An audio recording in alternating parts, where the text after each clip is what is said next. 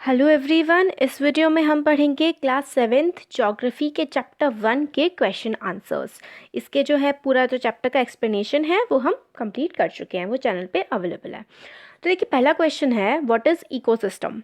तो इसका आंसर है all plants, animals and human beings depend on their immediate surroundings. जितने भी प्लांट्स होते हैं, जितने भी पेड़ पौधे होते हैं, जानवर होते हैं, और हम ह्यूमन बींग्स भी डिपेंड करते हैं, निर्भर करते हैं। हमारे आसपास भी जो चीज़ें होती हैं ना, हमारी सराउंडिंग होती हैं, उन पर हम डिपेंड करते हैं।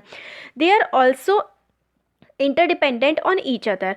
और हम ह्यूमन बींग्स एक दूसरे पर भी इंटरडिपेंडेंट होते हैं। इंटरडिपेंडेंट का मतलब एक ह्यूमन बींग दूसरे ह्यूमन बींग पर भी डिपेंड करता है। This relation between the living organisms as well as the relation between the organism and their surroundings form an ecosystem. तो यही जो रिलेशन होता है दो लिविंग ऑर्गेनिजम्स का या फिर अलग अलग लिविंग ऑर्गेनिजम्स का एक दूसरे के साथ, और हमारा रिलेशन बाकी ऑर्गेनिजम्स के साथ, जानवरों के साथ, पेड़ों के साथ, यही जो है वो इकोसिस्टम को फॉर्म करता है। तो interdependent relationship between human beings and their surroundings is called ecosystem. तो वो हमारा इकोसिस्टम होता है, जो हमारा रिलेशन होता है हमारी सराउंडिंग के साथ। नेक्स्ट क्वेश्चन है what do you mean by natural environment. Natural environment से आप क्या समझते हो? तो इसका आंसर है natural environment consist of land, water, air, plants and animals. Thus, natural environments refers to both biotic and abiotic conditions that exist on earth. तो natural environment क्या क्या होता है? बायोटिक और एबायोटिक। बायोटिक हो गए जिनमें जान होती है जैसे कि प्लांट्स और एनिमल्स, और एबायोटिक जैसे कि लैंड, एयर, वाटर जिनमें जान नहीं होती। ये सब के सब मिल करके नेचुरल एनवायरनमेंट बनाते हैं। नेक्स्ट क्वेश्चन है हमारा which are the major components of environment. Environment के मेजर कंपोनेंट्स क्या हैं? तो इसका आंसर हो जाएगा major components of environment are natural और ह्यूमन मेड हो गए। तो नेचुरल में आते हैं लैंड, एयर, वाटर और लिविंग थिंग्स, हमारे नेचुरल एनवायरनमेंट है। ह्यूमन मेड जो ह्यूमन ने बनाया है वो है buildings, parks, roads, industries, bridges वगैरह वगैरह। और ह्यूमन की जो अपनी फैमिली हो गई, हम इंडिविजुअल अपने आप में, हमारी जो हमारा परिवार है, हमारी फैमिली, फिर कम्युनिटी, हमारे अड़ोस पड़ोस के जो लोग हैं, हमारा धर्म, हमारा रिलीजन, हमारा इकोनॉमिक स्टेटस, एजुकेशनल कंडीशन, ये सारे की सारे मिलके क्या है? मेजर कंपोनेंट ऑफ एनवायरनमेंट को बनाती हैं। अब क्वेश्चन नंबर 4 है give 4 example of human made environment. जो ह्यूमन ने एनवायरनमेंट बनाया है उसके एग्जाम्पल देने हैं। तो ह्यूमन मेड एनवायरनमेंट के एग्जाम्पल क्या क्या हो गए? बिल्डिंग, पार्क, ब्रिजेस और रोड्स हो गए। फिर नेक्स्ट क्वेश्चन जो है वो ये है कि व्हाट इज़ लिथोस्फेयर। लिथोस्फेयर क्या होता है? तो देखिए, लिथोस्फेयर जो होता है ना, वो lithosphere is the solid crust और the hard top layer of the earth. जो अर्थ की, हमारी धरती की सबसे ऊपर वाली लेयर होती है, जो हार्ड होती है, काफ़ी ज़्यादा टॉप लेयर होती है, वो है हमारी lithosphere. It is made up of rocks and minerals, और चट्टानों से और अलग अलग तरह के मिनरल से ये बनी हुई होती है। And covered by a thin layer of soil. किससे कवर्ड होती है ऊपर वाली लेयर? मिट्टी से कवर होती है। It is an irregular surface with various landforms. और इरेगुलर सा सरफेस होता है, ऊंचा नीचा होता है ना, हमारी ज़मीन रेगुलर नहीं होती, बिल्कुल समतल नहीं होती है, ऊंची नीची सी होती है। तो इरेगुलर सरफेस होता है, इसमें वेरियस लैंडफॉर्म्स होते हैं जैसे कि माउंटेन, प्लेट्यू, प्लेन और वैलीज इसमें प्रेजेंट होती हैं।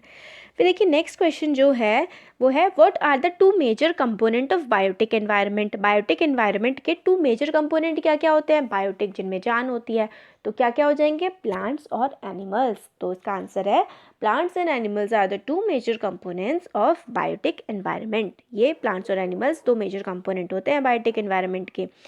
नेक्स्ट क्वेश्चन है हमारा व्हाट इज बायोस्फेयर। तो बायोस्फेयर क्या होता है? तो biosphere is a narrow zone of earth. Narrow zone होता है अर्थ का, जहाँ पे लैंड, वाटर और एयर इंटरैक्ट करती हैं, आपस में मिलती हैं एक दूसरे से, और लाइफ को हमारी जो है वो सपोर्ट करती हैं। दस plant and animal kingdom together make biosphere the living world. तो बायोस्फेयर एक नैरो जोन ऑफ कॉन्टैक्ट होता है अर्थ का। किस किस का कॉन्टैक्ट जोन होता है? जहाँ पे लैंड, वाटर और एयर आकर के मिलती हैं, इंटरैक्ट करती हैं, वो बायोस्फेयर होता है। और बायोस्फेयर में प्लांट, एनिमल सारे के सारे मिलकर के जो है एक ऐसी जगह बनाती हैं जहाँ पर जिंदगी एग्जिस्ट कर सकती है। क्वेश्चन नंबर 2 है टिक द करेक्ट आंसर। सही आंसर हमें टिक करना है। तो which is not a natural ecosystem. Natural ecosystem कौन सा नहीं है? देखिए नेचुरल जो हमें नेचर में मिलती है, मतलब जो नेचर में एग्जिस्ट करती हैं नेचुरली, तो हमारे डेजर्ट नेचर में मिलते हैं, फॉरेस्ट नेचर में मिलते हैं, एक्वेरियम जिसमें फ़िश रखी जाती है जो हम लोग घर पे रखते हैं ना, तो एक्वेरियम जो है वो ह्यूमन मेड है। तो ह्यूमन मेड इकोसिस्टम कौन सा है? हमारा एक्वेरियम। बाकी डेजर्ट और फॉरेस्ट नेचुरल है। क्वेश्चन नंबर 2 है which is not a component of human environment. Human environment का कंपोनेंट कौन सा नहीं है? तो ये हमें बताना है। तो देखिए लैंड ह्यूमन एनवायरनमेंट का कंपोनेंट है, कम्युनिटी भी ह्यूमन एनवायरनमेंट का कंपोनेंट है। तो आंसर देखिए कौन सा है? हमारा ह्यूमन एनवायरनमेंट का कंपोनेंट कौन सा नहीं है? तो ह्यूमन एनवायरनमेंट जो हमने बनाया है, तो हमने क्या क्या बनाया है? हमने रिलीजन बनाया है, हमने कम्युनिटी बनाई है, मगर लैंड किसने बनाया है? लैंड तो नेचर ने बनाया है।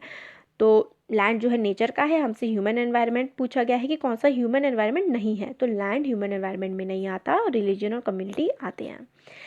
नेक्स्ट है which is a human environment, human made environment. तो ह्यूमन मेड कौन सा है? रोड ह्यूमन मेड है।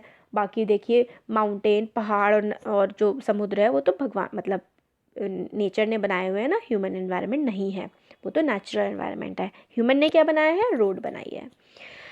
क्वेश्चन नंबर 4 है which is a threat to environment. Environment को नुकसान देने वाली क्या चीज़ है जो काफ़ी ज़्यादा प्रॉब्लम क्रिएट कर सकती है? वो है ग्रोइंग पॉपुलेशन। हमारी जो जनसंख्या बढ़ रही है ना, ग्रोइंग पॉपुलेशन, ये काफ़ी ज़्यादा थ्रेट दे सकती है, एनवायरनमेंट को काफ़ी नुकसान पहुंचाती है, क्योंकि हम रिसोर्सेज पे फिर ज़्यादा रिसोर्सेज रहेंगे तो हम ज़्यादा नेचर को डिस्ट्रक्ट करते हैं, इसलिए थ्रेट है बढ़ती हुई जनसंख्या।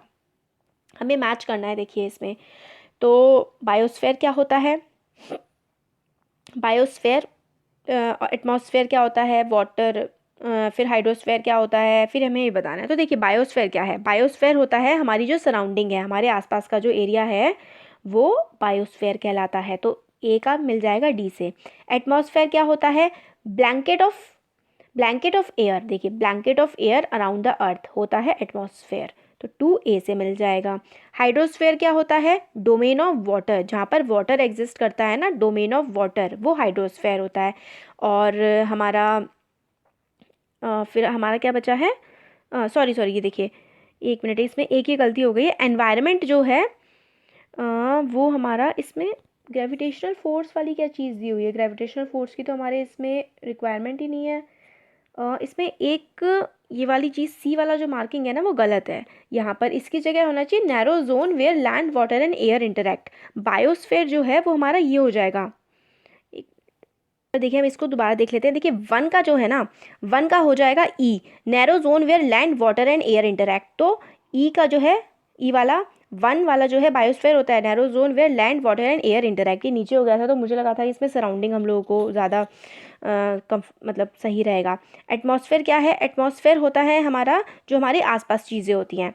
ये देखिए एटमॉस्फेयर जो है वो हमारा ए वाला आ जाएगा।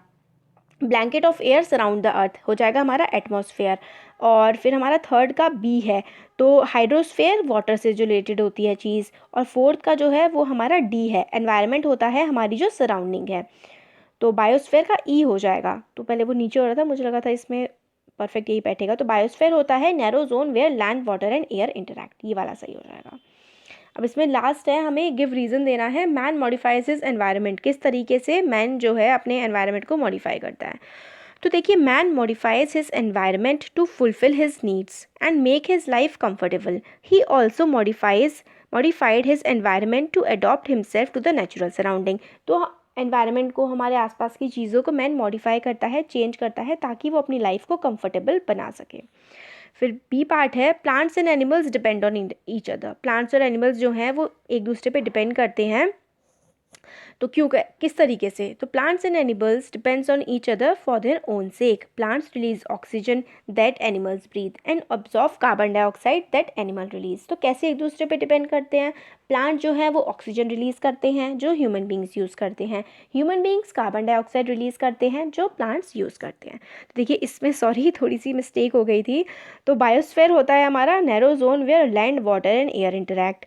एटमॉस्फेयर होता है जो हमारे आसपास की जो चीज़ें होती हैं, है ना, हमारा एटमॉस्फेयर होता है blanket of air which surround the earth, air वाला जो पार्ट होता है। हाइड्रोस्फेयर होता है वाटर से रिलेटेड, और एनवायरनमेंट जो है हमारे आसपास की चीज़ें। ये वाली सॉरी मिस्टेक हो गई थी थोड़ी सी। बाकी सारा हमारा कवर हो गया है इसमें क्वेश्चन आंसर्स। Thank you.